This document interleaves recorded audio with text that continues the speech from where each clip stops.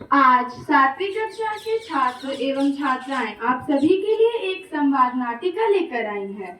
वह है कृष्ण सुदामा संवाद। इस नाटिका के पात्र और उसको जीवंत करने वाले छात्र छात्राएं हैं अभिनया कथावाचक अर्पिता सुदामा, यामिनी सुदामा की पत्नी, वंशिका, कृष्ण, द्वारपाल, अंश, विकास एवं रोशन कुमार। सुदामा के गृह का दृश्य। सुदामा के घर में खाने के लिए अन्न का एक दाना भी नहीं है। वे लोग भूखमरी के कगार पर है। कई बालकों ने कई दिनों से ढंग से भोजन नहीं किया है। ऐसा कब तक चलेगा? आप कई बार अपने बाल सखा कृष्ण के विषय में बताते हैं। वह तो कितने बड़े राजा हैं। आप उनके पास क्यों नहीं जाते? वह आपकी सहायता अवश्य करेंगे। क्या उनके पास जाना उचित रहेगा?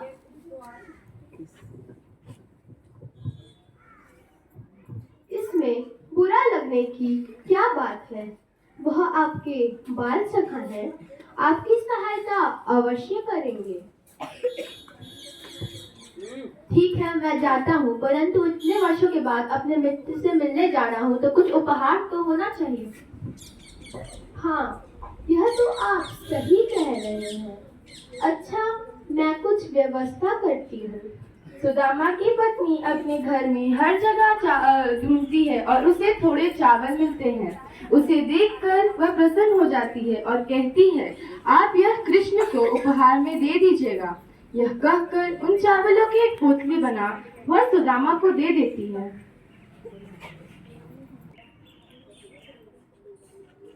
क्या यह एक उपयुक्त उपहार होगा?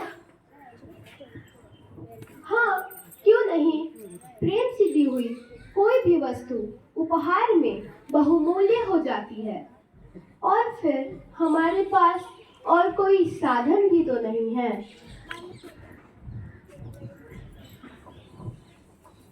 चावल की पोटली का उपहार लेकर सुदामा अपने गृह से द्वारका की ओर प्रस्थान करते हैं।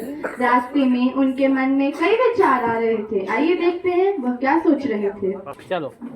कृष्ण मुझे याद तो होगा ना, मैं उसे पहचान तो लूंगा। यह सब सोचते सोचते सुदामा द्वारका के द्वार पर पहुंच गए।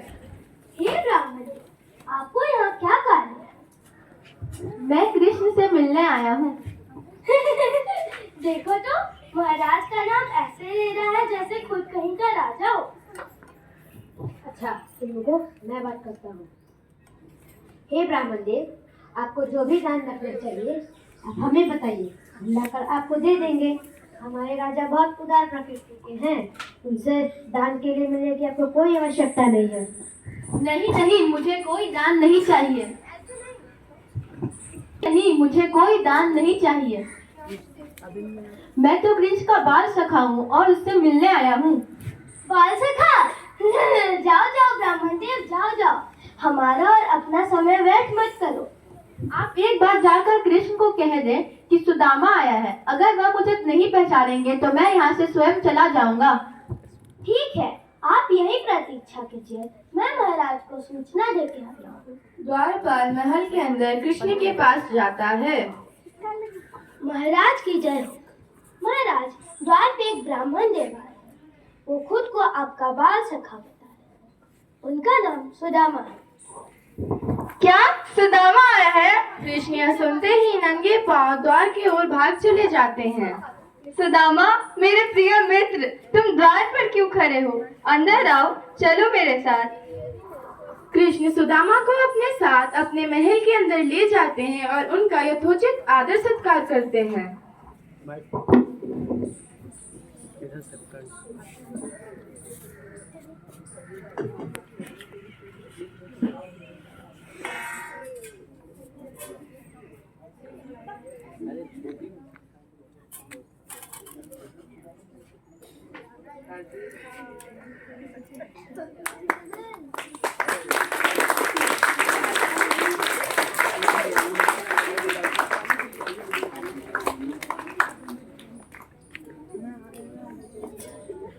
Krishna, at least smile.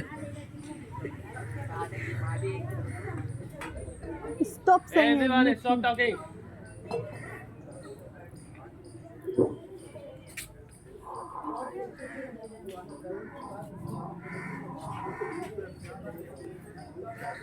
हे सुदामा, तुमने इतने वर्षों के बाद मुझसे मिलने आने का निर्णय कैसे लिया? कृष्ण, तुमसे मिले हुए कई वर्ष बीत गए थे, इसलिए मैं तुमसे मिलने आ गया। बहुत अच्छा किया मित्र कि तुम मुझसे मिलने आ गए। अच्छा, तुम मुझसे इतने वर्षों के बाद मिलने आए हो। भाभी ने जरूर मेरे लिए कुछ उपहार भेजा होगा। जरा मुझे भी दिखाओ। सुदामा चावल की पोटली को यहाँ वहाँ छुपाने लगते हैं, पर उन्हें यह तुच्छ उपहार कृष्ण को देने में संकोच हो रहा था। पर कृष्ण ने चावल की पोटली देख ली और उसे सुदामा से लेके खाने लगे।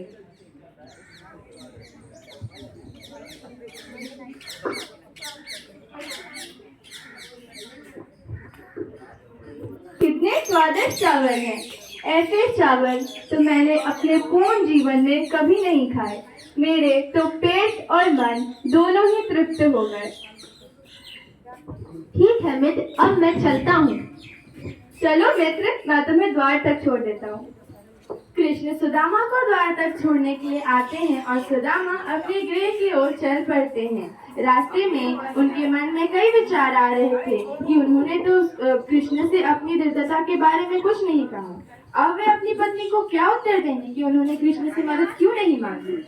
सुदामा कृष्ण से मदद कैसे मांग सकता है? मित्रता तो एक परस्पर बराबरी का निस्वार्थ भाव है। इसमें मांगने और लेने जैसी चीजों के लिए जगह नहीं है। इन सभी विचारों में डूबे सुदामा अपने गृह को पहुंचे। वहां पहुंचकर वे आश्चर्यचकित रह गए। देखिए देखिए, मेरे नए वस्त्र कितने अच्छे लग रहे हैं। आपके मित्र ने तो आपके पहुंचने से पहले ही सब कुछ परिवर्तित कर दिया है। हाँ देवी, मैं स्वयं अचंभित हूँ। मैंने तो कृष्ण से अपनी दरिद्रता के बारे में कुछ नहीं कहा, पर सच्चा मित्र ऐसा ही होता है। वह अपनी मित्र की सहायता इस तरह करता है कि उसे यह न लगे कि वह उस पर एहसान कर रहा है, उसे हीन भावना से ग्रसित न होना हो, उसे ये न लगे कि वह कमतर है। कृष्ण तुमने सच्ची मित्रता निभाई।